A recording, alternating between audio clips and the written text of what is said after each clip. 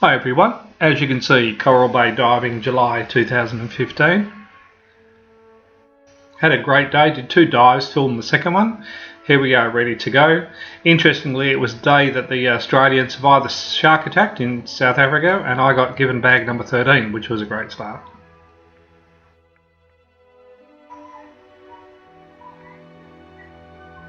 Here we are on the boat.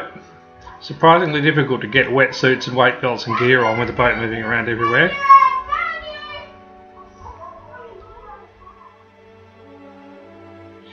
Now here we are just waiting for someone who wasn't quite sure to get in the water, and also felt like we were just like shark bait for a while there.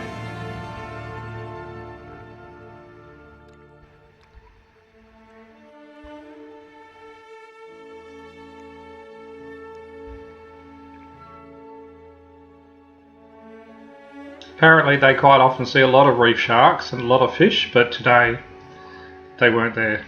But the coral was still amazing.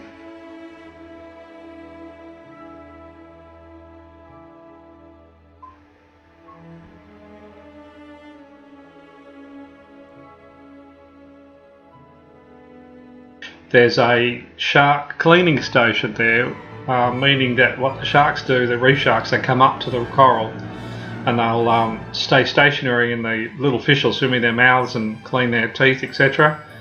Or so they say. They may have been having us on. And then the shark will give a shake, fish will swim out and off they go. But we did see about 3 or 4 reef sharks, but I wasn't clever enough to get one on the GoPro, still figuring that one out.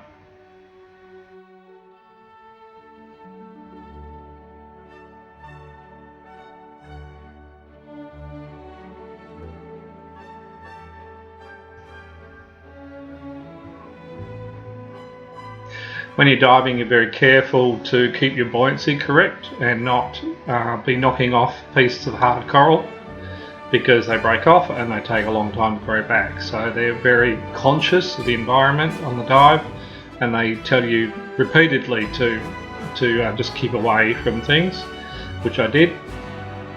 They also kept a little bit shallower than some of the divers for a while, because I was using a fair bit of air in the beginning and I didn't want to be the first one to run out, so I kept a little bit shallower.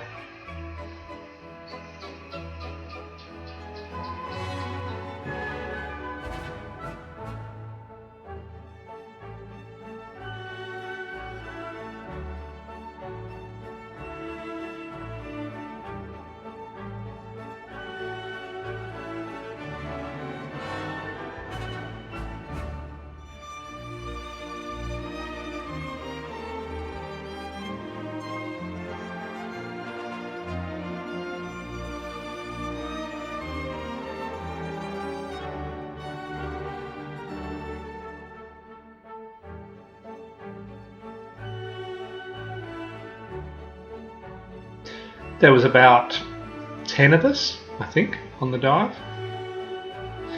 Just a quick shot of the surface from where we are. We were only about 10 metres deep, maybe 11 at some stages, and then coming up to about 7, and then going back through the channel, which they call Asho's Gap, through the reef. You're virtually on the surface. It makes buoyancy control quite difficult. I won't bore you with the technicalities, but those that dive understand.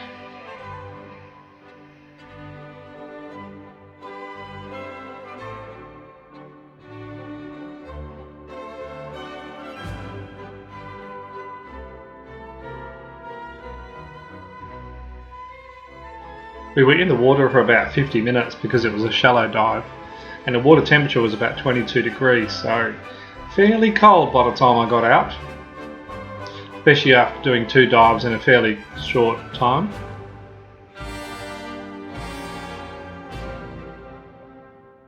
That's what you can see when you're above someone else's bubbles. Nothing. Ah, fish.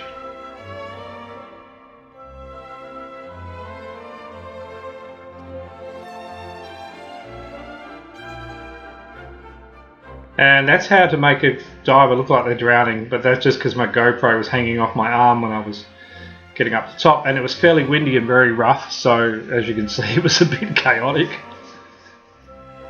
It's not as bad as it seems, it's just the GoPro is hanging on my wrist, but I thought I'd leave it in. And that's just getting back on the boat.